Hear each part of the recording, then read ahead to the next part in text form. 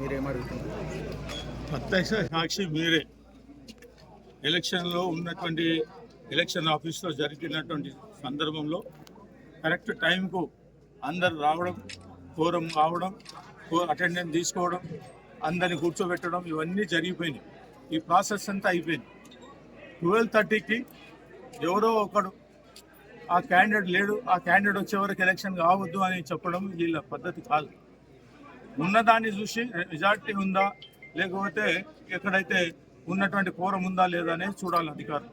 అది చూడకుండా, అది చేయకుండా 1:30 వరకు పోస్ట్పోన్ చేసి ఎన్నికలు వాయిదా వేయడం కరెక్ట్ అని నేను అడుగుతాను. ఎమ్మెల్యే దౌర్జన్యం, అదేవిధంగా పోలీస్ అధికారి దౌర్జన్యంతో ఇదంతా జరిగిందని చెప్పి నేను భావిస్తూ ఉన్నాను. కాబట్టి ఖచ్చితంగా రేపు మేము ఏ పద్ధతిలో రావాలన్నా వస్తాం, ఎన్నికలు జరిపిస్తాం, ఖచ్చితంగా ఎట్లా కాదో చూస్తాం.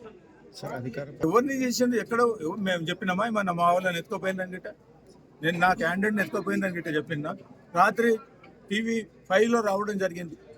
యాదగిరి మరి ఇంకా ఇద్దరు కలిసి వెళ్ళిపోయిందని చెప్పి మా క్యాంప్లోకి వెళ్ళి, మరి దానికి నిర్ధారణ చేయాలి, దానికి ఆలోచన చేయాలి కదా ఖచ్చితంగా. ఎమ్మెల్యే ఆనందం కోసం ఇదంతా డ్రామా ఆడినటువంటి పరిస్థితి. ఆయన మొదలే చెప్తున్నాడు, నేను పోస్ట్పోన్ చేయిస్తా అని చెప్పి. అంత అహంకారంతో మాట్లాడాల్సిన అవసరం ఆయనకి ఏమున్నది? ప్రజాస్వామ్యంలో ఎవరికి మెజార్టీ ఉంటే వాళ్ళు గెలుస్తారు. అది పద్ధతి లేని ఆలోచనలతో ముందు ఇబ్రాహీంపట్నాన్ని మొత్తం వ్యవస్థను నాశనం పట్టించే కార్యక్రమం ఎమ్మెల్యే చేస్తూ ఉన్నాడు. సాంప్రదాయంగా మంచిగా ఒకరికొకరు మర్యాదగా ఉన్నటువంటి ఇబ్రాహీంపట్నాన్ని నాశనం పట్టించే కార్యక్రమం 2.5 సంవత్సరాల్లో చేసిండు.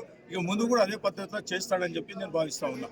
కాబట్టి వాళ్ళని గెలిపించుకునే విధంగా కార్యక్రమాలు ఉండాలి. కానీ నువ్వు అహంకారంతో అధికారంతో ఉండి చేసుకోవాల్సిన పరిస్థితి లేదు అని చెప్పి నేను తెలియజేస్తాను. సరైన బుద్ధి ప్రజలు చెప్తారు.